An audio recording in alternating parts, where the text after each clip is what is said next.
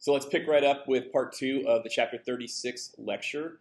Let's talk about cultural influences during this time. We don't talk about this often, but I think it's important to know because as we get to the 1960s, there's a lot of countercultural forces that are going to be taking shape, and a lot of their origins are in the 1950s. So let's look at some of these. So during the 50s and 60s, there's going to be a lot of experimentation in art and literature. I want to touch on just a few of those. Some American artists are going to pioneer art movements like abstract expressionism, for which Jackson Pollock is one of the most well-known painters, and pop art typified by Andy Warhol's pictures. I have a few examples in the next slides that I will show you. During the 1950s, there was a countercultural movement known as the Beat Generation, or the Beat Writers, which was essentially a group of writers and poets that rebelled against social conventions of the 1940s and 1950s. Poets like Allen Ginsberg wrote in unconventional formats, and the novel On the Road by Jack Kerouac is considered one of the most well-known novels from the Beat Writers. In the book, based on events from Kerouac's life, the characters experience disillusionment and travel the country a number of times to try to find meaning for life, basically. Other major literary works from the time period addressed issues of disillusionment and identity. J.D. Salinger's Catcher in the Rye was about a rebellious young man named Holden Caulfield, and Ralph Ellison's Invisible Man was a depiction of African American search for identity. What I'm trying to say with this slide is that during the 50s and 60s, there was a lot of prosperity and conformity in American society, which led to countercultural forces that criticized that society. These countercultural undercurrents are really going to come to the surface in the 1960s. For an example of abstract expressionism, here's number 17A by Jackson Pollock, kind of a drip art painting, or splatter art, or I forget what exactly it's called. And here's the Campbell's Soup Can by Andy Warhol, one of many of Andy Warhol's depictions of Campbell's soup cans. Kennedy's going to adopt a slightly different Cold War policy than his predecessor Eisenhower. He's going to attempt to bring more peaceful relations between the US and Soviet Union, and his first meeting with Nikita Khrushchev, the Soviet premier, was in Vienna in June of 1961. During that same time, East Germany was building the Berlin Wall to stop the flow of East German immigrants and immigrants from other communist countries fleeing from communism and escaping into West Germany. This wall is going to keep people from escaping, but it also has greater symbolism as the post-World War II division of Europe between communist countries and non-communist countries. So JFK's policy is called flexible response, meaning that he's kind of backing away from this massive retaliation policy and adopting a more incremental approach to communist expansion. This is really put to the test in South Vietnam, where Diem is becoming more autocratic and oppressive to his own population because of the increased communist threat.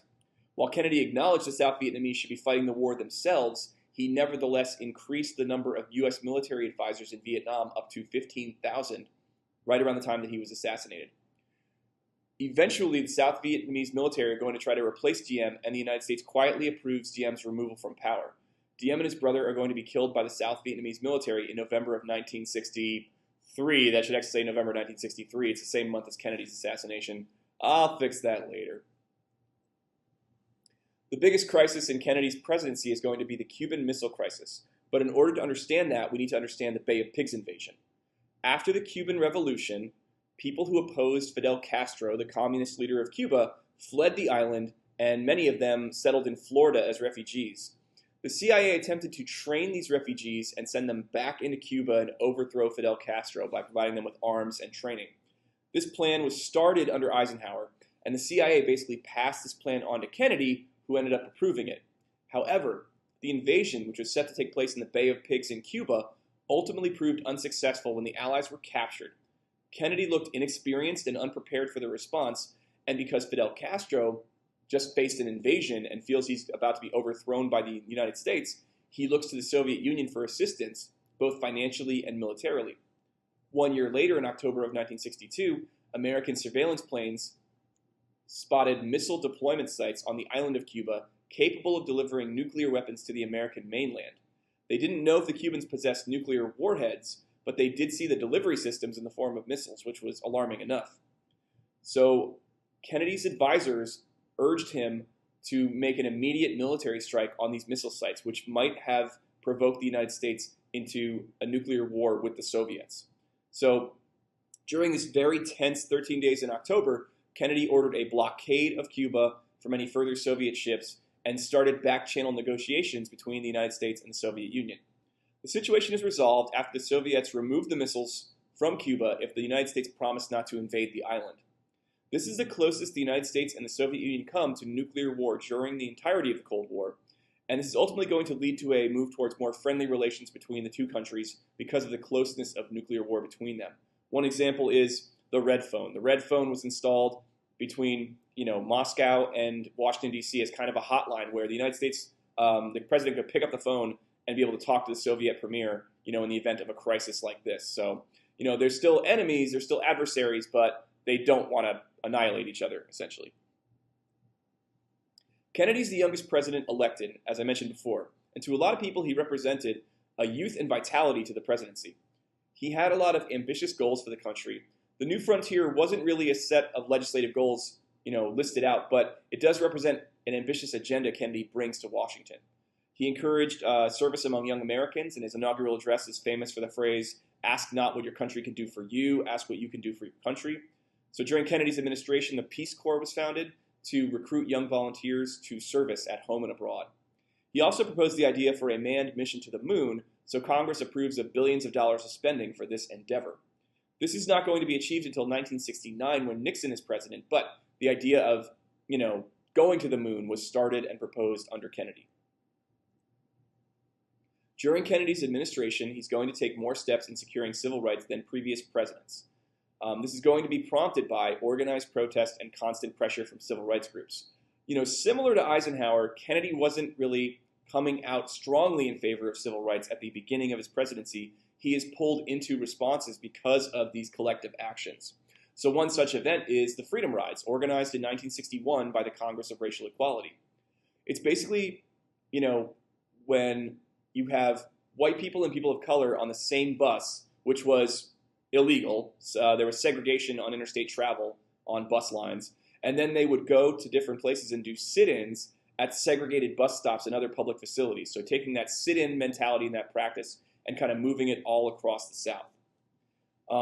One of the buses was set on fire by a mob, and the other bus was met by a mob in Montgomery, Alabama, who beat up all the people on the bus. And in Montgomery, the local sheriff had actually given most of the people the day off, so local authorities did not stop the crowd from inflicting violence on these civil rights activists. So Washington responded by dispatching federal marshals to protect the Freedom Riders. Also during this time, James Meredith becomes the first black student to desegregate the University of Mississippi. There were riots against his admission, and JFK had to send 400 federal marshals and 3,000 troops in order for Meredith to attend his classes safely. In the spring of 1963, Dr. King and the SCLC organized a campaign that focuses on Birmingham, Alabama, considered one of the most segregated cities in the South. The city was actually nicknamed Bombingham because of the frequency of bombing attacks on black members of the community. The campaign was met with resistance by city officials who violently repelled peaceful protesters with dogs and fire hoses. These images were circulated throughout the country, and the public outcry ensued over the treatment of African Americans attempting to gain basic civil rights. So this event prompts President Kennedy to address the nation in June of 1963, and in a televised address, he refers to civil rights as a moral issue and calls on Congress to approve of new civil rights legislation. So that's a pretty big step. Here's a picture of the Freedom Riders and their bus being set on fire. It's a really famous picture. This appeared on, the headlines of every newspaper in the country, when it happened. These are scenes that are familiar with the Birmingham campaign, with nonviolent protesters being treated very violently by the Birmingham Police and Fire Department. On the night of Kennedy's civil rights address, the civil rights worker Medgar Evers was murdered by a white gunman in his driveway. So despite Kennedy's calls for civil rights, violence against African Americans continues. To increase the pressure on Congress for civil rights legislation, which Kennedy was calling on Congress to do, Dr. King led more than 200,000 people on a peaceful march on Washington. It was here that King delivered his "I Have a Dream" speech in front of the Lincoln Memorial. The Birmingham campaign continued after the speech, and in September of 1963, an explosion at the 16th Street Baptist Church in Birmingham, which was a rallying point for civil rights actions, killed 4 black girls who were there for Sunday school. It took the FBI about 30 years to find who actually was responsible for the bombing. Kennedy's civil rights bill was stalled in Congress in large part because of objections from Southern Democrats who were able to block the bill from moving forward, namely in the Senate. We are going to see this topic addressed after Kennedy's assassination when Lyndon Johnson picks up civil rights as part of Kennedy's legacy. On November 22nd, 1963, President Kennedy was shot during his visit to Dallas, Texas. He was pronounced dead at the hospital, and Lyndon Johnson was sworn in as president on Air Force One later that day. The assassin, Lee Harvey Oswald, was apprehended by police later that day, but before Oswald could explain his motives, he was killed by a nightclub owner named Jack Ruby when he was being transported by the police. Oswald's killing led to a number of conspiracy theories about who was behind the assassination and if there was more than one gunman involved. President Johnson ordered an investigation into the Kennedy assassination and asked Chief Justice Earl Warren to lead the investigation. The subsequent Warren report pointed to Oswald acting as a lone gunman. But despite this report, there still have been conspiracy theories about Kennedy that have persisted to this day. Here's the timeline. Thanks for listening.